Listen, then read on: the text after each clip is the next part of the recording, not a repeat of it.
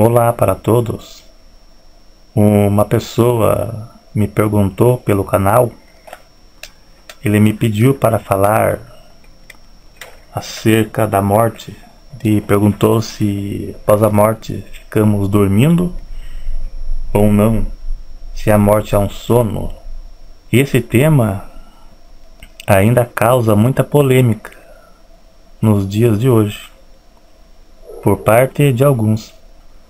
Mas o que acontece com a pessoa após a morte? Que pode ser chamado do estado intermediário entre a morte e a ressurreição. Nesse estágio, ficamos dormindo ou acordados, conscientes ou inconscientes. Existe a doutrina do sono da alma, defendido por pelo menos dois grupos religiosos, os adventistas e as testemunhas de Jeová.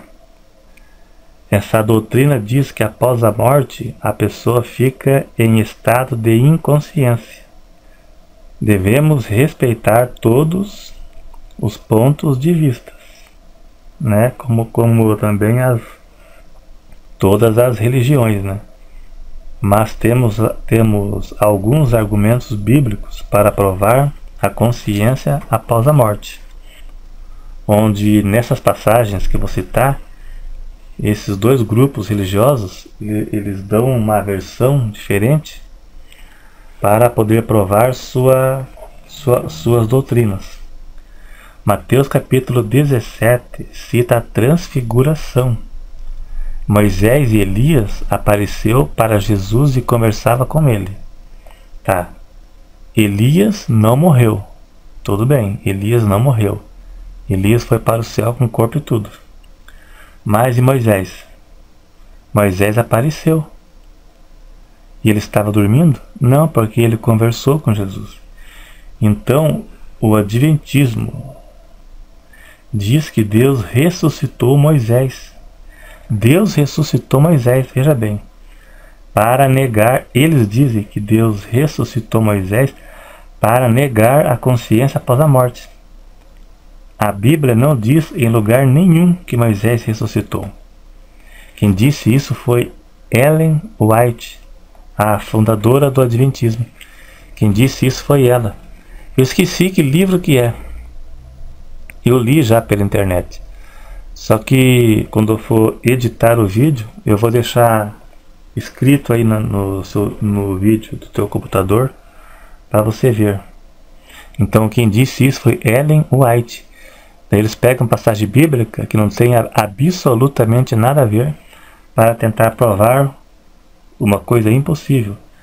Então Moisés apareceu e conversou. Se ele estivesse dormindo, isso não teria acontecido. Filipenses 1, do 21 ao 23, Paulo falou: porque para mim o viver é Cristo e o morrer é ganho. Mas se o viver na carne me der fruto da minha obra, não sei então o que devo escolher. Mas de ambos os lados estou em aperto, tendo desejo de partir e estar com Cristo, porque isto é ainda muito melhor. Veja bem o que ele disse. Tendo desejo de partir e estar com Cristo. Para ele seria melhor estar com Cristo. Lucas 23, 43, Jesus disse para o ladrão da cruz: hoje estarás comigo no paraíso. Hoje. Então o adventismo, mais uma vez, eles dizem que foi um erro de tradução.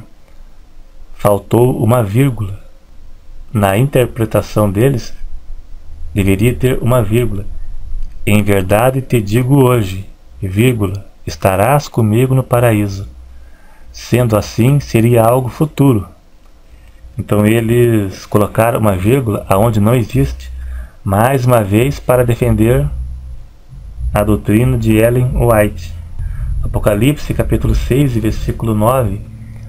João viu debaixo do altar as almas daqueles que foram mortos durante a grande tribulação, e clamavam com grande voz, dizendo: até quando, ó Santo Dominador, não vingas o nosso sangue e dos que habitam sobre a terra?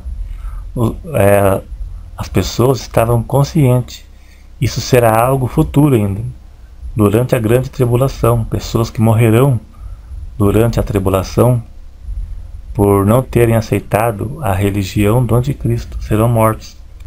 Capítulo 7, versículo 9. João viu a grande multidão, que também eram pessoas que morreram, que ainda morrerão, que ele viu na sua visão, que morreram durante a grande tribulação. Povo de todas as nações, povos, tribos e línguas, e clamavam ao Senhor. Clamavam, que estavam vivos, conscientes. Existem outras passagens bíblicas, só que vamos citar apenas essas, para não esticar demais o vídeo. Essas são suficientes. Para encerrar, eu vou citar a parábola do rico e Lázaro, Lucas 16. Tanto o Adventismo quanto as testemunhas de Jeová, eles desconsideram essa parábola, alegando que é uma parábola. Mas o que é uma parábola? Parábola é uma história fictícia que retrata uma realidade. Toda parábola que Jesus citou se extraía uma lição.